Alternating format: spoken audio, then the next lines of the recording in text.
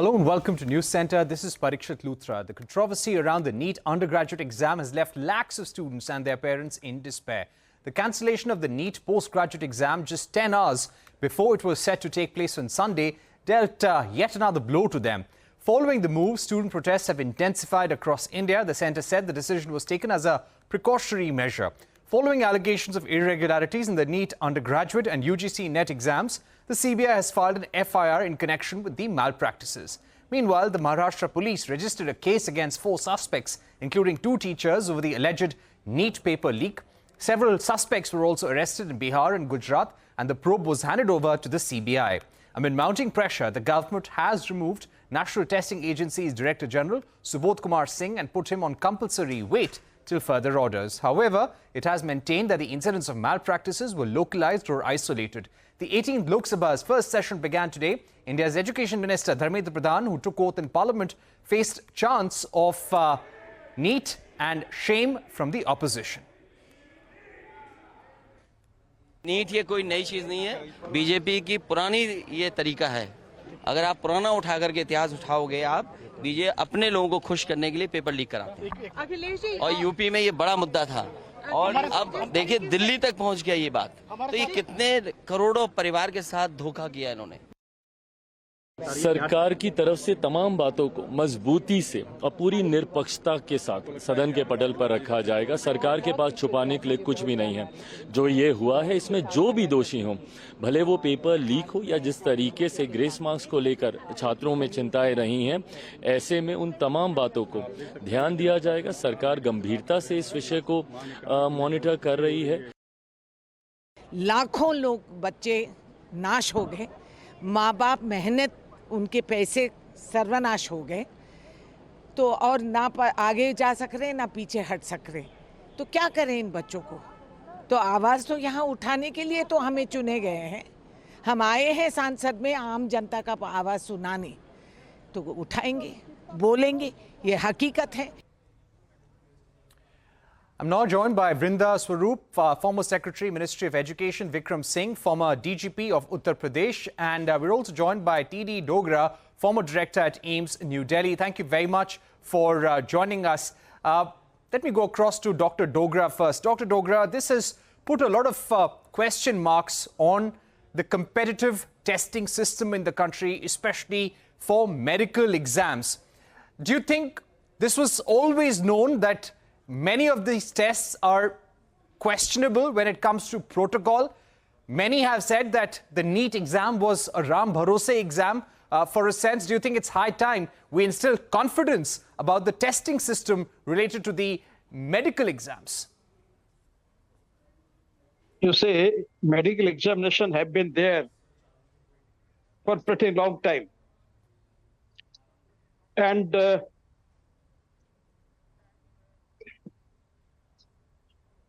at no time, very few times, means I have been at AIIMS, and we have been regularly conducting examination at AIIMS.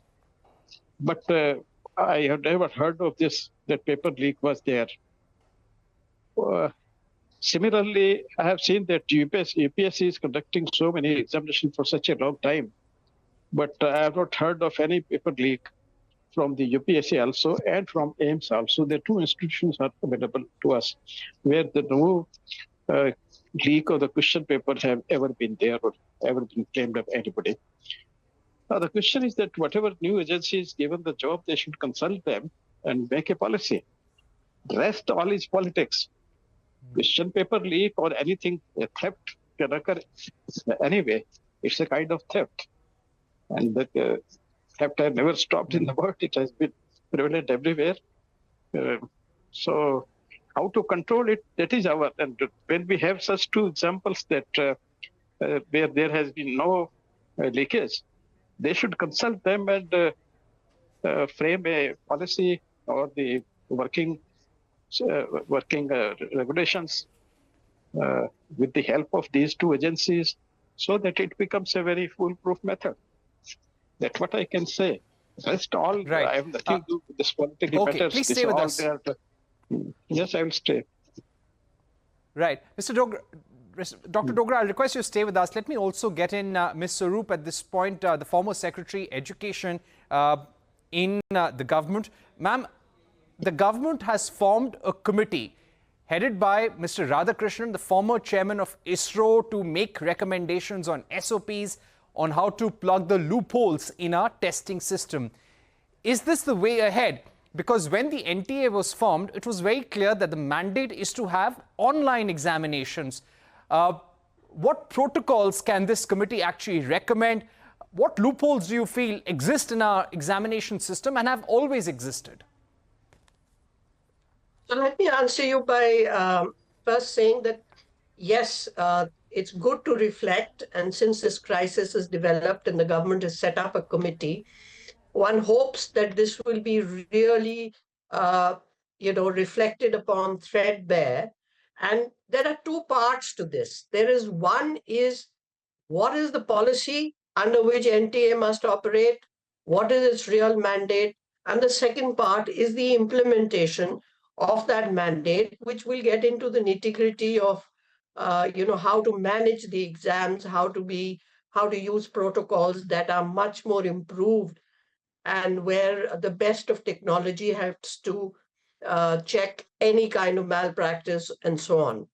But I think what is more important in this, for this committee, and I think for government to take a view on, is what is the real mandate of the NTA. And I think we should relook at it, because even in the past, exams have been held, but there was a more decentralized mechanism.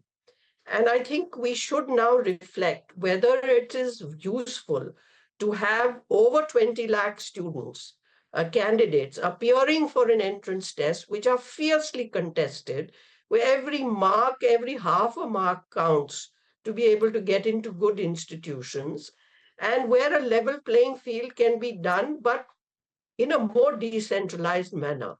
So I think the central government should reflect on whether it should run the tests now for largely what are its own institutions, and see that those are run well and properly.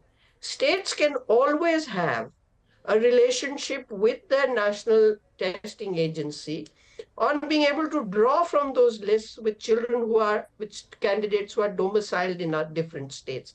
This used to happen in the past quite flawlessly. So I think we need to decentralize. We need to let the states run the exams for their own institutions, and they have far, far more institutions than the center has. But there is a case for standard setting. You must have the same standards even if they are run in the states. So that is a role which the central government can play, and they do it. They do it for all higher education institutions, whether it's in the medical sector or it's in the technology sector or it is even in the liberal arts colleges. So I think these are things which I hope will find reflection in the committee which is examining this. And the second part, of course, is the modalities of the test, the technology, the best security, the best safeguards. Right. So you're saying that we need to decentralize the higher education system for competitive exams. The center should be only involved with standard setting, but the states should be allowed to run the show as far as examinations are concerned. Let me also get in the former DGP of UP, Mr. Vikram Singh. Mr. Singh, thank you very much for joining us. Let's see what's happening. There are 2 teachers who've been arrested in Maharashtra. The CBI is carrying out searches in Gujarat, Bihar, Maharashtra, Uttar Pradesh. The Bihar Economic Offences Wing has also detained a few people. Do you think there is a larger conspiracy here at play? Of course, there is a talk of solver gangs being involved, but you know, when it comes to such paper leaks and gangs being involved, we hear about such scams almost year after year. Do you think in cases like these, there is usually a larger gang, a larger nationwide nexus? Mr. Parikshit, you have hit the nail on the head. Good afternoon. You have opened a can of worms, and it is an organized crime. The existence of organized crime presupposes that there is a gang leader, there is a well-organized greased machinery, and they use bribery, corruption, and also strong arm tactics to further their own motives. You would realize that a senior income tax commissioner was also, house was raided 2 years ago and admit cards were seized from him. If that be the nexus and the deep rot that has set in, well, you also have to have, not only it is beyond the scope of local police, it is beyond the scope of state police to get after this organized gang of criminals. It has to be the CBI, it has to be the ED, it has to be the ATS and the STF, and use all the tools. Make no mistake about it, artificial intelligence should identify all the past criminals, all those who have suspicions, and through that artificial intelligence, the CBI and the ED should interrogate and examine their bank accounts. And those under suspicion should be subjected to narco analysis and also polygraph tests. It cannot be a routine examination of a theft or a bicycle theft or pickpocketing. It is immensely beyond that, and all the tools that are required, both of disruptive technologies, the investigative tools, the forensics and the ballistics, would have to contribute to unravel this organized crime, which has assumed epidemic proportions. And I can tell you that we have it in us to work it out, but let the political will also say that this is zero tolerance from now on, because to have a law and without the will is like having a cannon without the cannonball. Right. Strong words there. Let me also get in Dr. Dogra once again. Dr. Dogra, now after the retest took place in the NEET exam, after the NET exam was also postponed, the NEET postgraduate 2024 exam, which is conducted by the NBE, has been postponed as well, so that the government can review the entire system properly. Do you think by suspending these exams one by one, there will be a lack of confidence in students and candidates appearing for these exams? Do you think the government must be very careful and must send out a very strong message of confidence to boost the morale of candidates? Dr. Dogra? The candidates have no option. They have to reappear if there is a re-examination. So there is no question of their confident or not being confident for the second examination. That's a decision which government has to take. If it has taken, it's fine. If not taken, then it's up to them how to decide. Now, main thing, again, I try to emphasize, throughout world, these examinations are conducted. And always there's some leakage or some pilferage here and there is always there throughout world. It's not something very new which we are saying here. Theft has always been there. And police has always been there. The day the theft ends, I think a big number of people in the society will be workless, even including police and lawyers and judiciary and even army. People stop doing theft. The army is dealing with the national level theft. So this is a human tendency. Whatever our effort should be to create a perfect system so that it is flawless. You see, as I gave you the example, right. I've been at AIIMS, All India Institute of Medical Sciences. I was doing examination also. No time ever our paper have leaked. Why? It's a point to think. UPSC is working since long. No time the paper have been leaked. Why so? So we have to improve. We have to consider tomorrow. I'm not saying that 2 days, not tomorrow, there may be a week. But because it's just counterbalance between the good people and the people who are interested in the wrong means to get admissions. So just we have to improve the system. That's all. Rest all is politics. Right. You have to make a foolproof examination system. Right. Ms. Sarup, if I can come back to you. Today, the government has operationalized the new anti-paper leak law, which talks about a maximum jail term of 10 years in jail, a 1 crore fine. This could be for the testing agency involved. This could be involved for any gang that was involved, a candidate, or any person involved in the leak of the paper. Do you think that a law of this kind will deter people from committing crimes like this? So it's a good step when you look at the context which is presently there, and it's something. But as Mr. Vikram Singh just mentioned, that you have to have the will to enforce it. And one of the downsides, I worked in a state where such a law was brought in many years ago, and it also had a downside, which was that it tended to bring a lot of students into the realm of, criminality over such behavior. I'm not condoning what those who have fallen foul, have done the wrong thing, must be held to task. And there are enough laws existing in our system to be able to do that.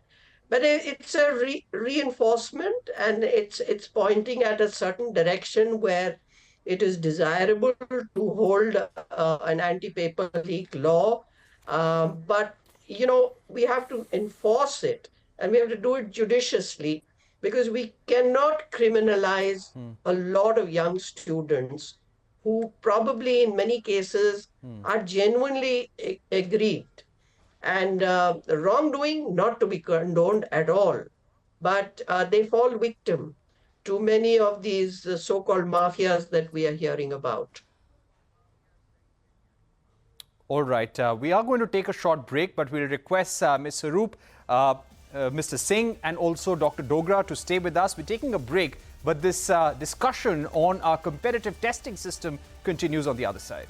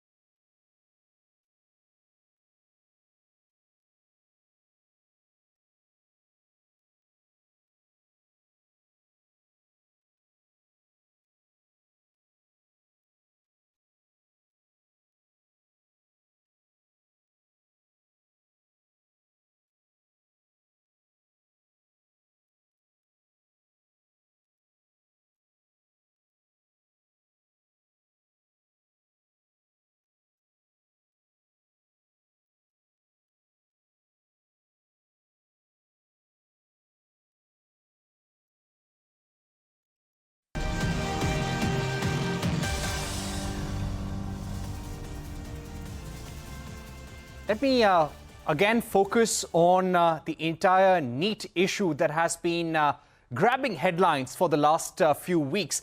This also was taken up by the opposition in the parliament, and the opposition had criticized the Union Education Minister in one voice, saying that this is a story where action needs to be taken and the government needs to give a statement. The Education Minister must give a statement on the floor of the House. Let me go across to former DGP of Uttar Pradesh, Mr. Vikram Singh. Mr. Singh, we have seen how when it came to the retest in the NEET issue, there were 1,563 students who were awarded grace marks and the retest was held for them. 750 candidates skipped the test, did not appear for this retest. Do you think this is something that needs to be looked into? Don't penalize these students, but understand why they did not appear for the retest. These were students who had been given grace marks. Parikshit, I must compliment you for having a wonderful panel of Ms. Vrinda Sarup and Professor Dogra. In my limited understanding of the whole subject, let me tell you that we have made a mess of this NEET examination. And this is not a small number. Almost 40% of the students did not write the re-examination, and that poses a question mark. We admitted and took course correction in installments, whereas it should have been an absolute, like whiplash. That whiplash was not to be seen. And what we tried to redress, terminal cancer with band 8, terminal cancer with too little coming too late. I wish, because these are fault lines, that they should have been addressed when the entire examination, Professor Dogra mentioned, there can be stray incidents, there can be a fault line, a minor one here and there. But to have this level of contamination is a cause of grave concern. And I think the entire examination stands vitiated today, and it calls for a re-examination. The very fact that admission came in installments, 4 installments to be precise, no hanky-panky examined, nothing wrong with the examination. There are stray incidents. I stand corrected. There needs to be a course correction with the NTA. At the national level, we could have done much better. I'm very disappointed. But yes, this looks at the horrible fault lines that exist today. And Parikshit, that requires a major surgery today to retain whatever the vestiges of credibility that we have now, and also what the NTA can do and what it cannot do. What it cannot do, then of course, we need to have experts, domain experts, who are equal to the task, not beginners or novices who dabble and then come out with an apology afterwards. Right. Sir, I'll take those points across. You made some very strong points. And let me take this across to Dr. Dogra, who has been telling us about the example of AIIMS and how this can be replicated at a national level. Dr. Dogra, today questions are being raised whether the National Testing Agency needs its own cadre. Do you think that is the road ahead? Or you feel we need to have a very lean team of government officials running the National Testing Agency, which works solely on online testing rather than having a pen and paper model? Do you think whenever you have a pen and paper test across the country, the room for leakages is greater? You have to reduce those gaps, make sure that all the competitive exams move online. What would you recommend, Dr. Dogra? I would not like to make any stray comment. Actually, the examination itself is a science. And this science is not that fully developed as it should be in many developed world, European world, and in the United States of America, I'll say. This science of examination, it has various parts. And accordingly, the students are to be tested. And that's why I was saying that I cannot make a straight comment on that. And this examination process, rather the science of examination, required to be strengthened in this country. And for that, a body like National Board of Examination, if it has been created, it should be held by, the positions should be held by various positions by the academicians who have been the professors, who have been worked in the universities, and who have experience of the examination process and all that, and who understand the science of examination. And after that only, seeing the quantum of the students and the nature of examination and all that, it's a very sensitive issue. We cannot decide it on the debate on the media that, okay, this is to be done or that to be done, and this is right or that is wrong. It's very wrong, I say. It's a complete science in itself. There's a lot of literature and knowledge and experience of the people available that all required to be considered, and decisions should be taken in a very, very professional way, in a very academic nature. Because here we are deciding the future of our students, our own sons and daughters, and we have to be highly sensitive and knowledgeable of the process which we are conducting. Simply to say put them in jail or we have to this and that thing, I don't agree with that. Understand? So that I don't. No, it's an important point that you're making, sir. You're making a very important point, Dr. Dogra, that when it comes to conducting examinations of this magnitude, when you're talking about 24 lakh students or 11 lakh students, such examinations, conducting them is a science, and you need to have people with very strong academic backgrounds who've dealt with such examinations to head such bodies such as the National Testing Agency or the NBE for that matter. Ms. Sarup, if I can come back to you, the DG of NTA, the National Testing Agency, was put on compulsory wait. He has been replaced to inspire confidence among citizens. Do you think that was the right way ahead? Or when it comes to making some strong changes to the working of NTA for the future, what are some of the things that can be done? So I think NTA revamp is clearly required.